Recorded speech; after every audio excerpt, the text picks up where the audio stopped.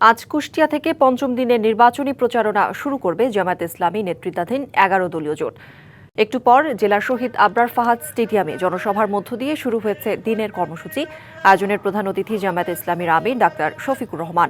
দুপুর ১২টায় সমাবেশ হবে মেহেরপুরে, বিকালে সমাবেশ হবে চুয়াডাঙ্গায়, সন্ধ্যায় ঝিনাইদহর সমাবেশের মধ্য দিয়ে শেষ হবে দিনের কর্মসূচি। এ বিষয়ে আরও জানাতে কুষ্টিয়া থেকে যুক্ত হচ্ছেন সহকর্মী হাসান আল মামুন। মামুন, কেমন দেখছেন নির্বাচনী সভার আয়োজন, জানাবেন।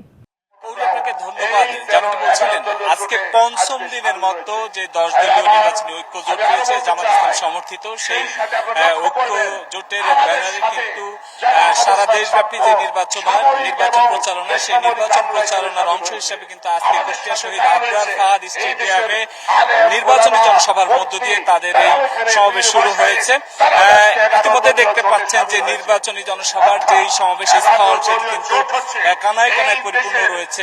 কুষ্টিয়া শহরের শহীদ আবরার ফাহাদ স্টেডিয়ামের যেই মাঠটি রয়েছে সেই মাঠে কিন্তু কুষ্টিয়ার যেই মানুষ রয়েছে তারা কিন্তু ইতিমধ্যে এসে উপস্থিত হয়েছেন এবং এই স্টেডিয়ামের যে গ্যালারি দেখতে রয়েছে সেই গ্যালারিতে কিন্তু মহিলাদের জন্য বসার ব্যবস্থা করা হয়েছে। আপনাকে একটু জানিয়ে রাখতে চাই যে এই সমাবেশের মঞ্চ থেকে তারা প্রতিশ্রুতি দিচ্ছেন যে আগামী নির্বাচনে যদি বাংলাদেশে জামায়াত ইসলামীর সমর্থনে যেই 10টি দল বা 11টি দল রয়েছে তারা সরকার গঠন করতে পারে। কালার এক্সপার্ট এবং মাইল্ড অন হ্যান্ডস টেকনোলজি সমৃদ্ধ অরিক্স অ্যাডভান্স ডিটারজেন্ট পাউডার আপনার লন্ড্রি এক্সপার্ট।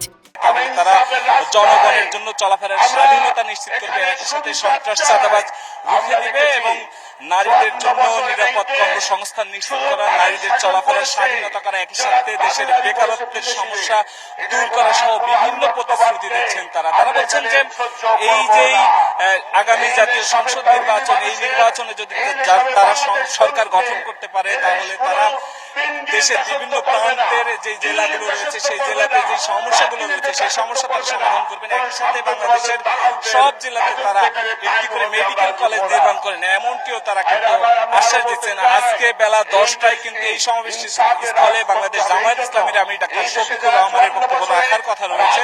তিনি ঢাকা থেকে হেলিকপ্টার যোগে এসে এই সমাবেশে যোগ দেওয়ার কথা থাকলেও কিন্তু এখনো সমাবেশের যে মঞ্চ রয়েছে সেই মঞ্চে কিন্তু তিনি এসে পৌঁছাননি।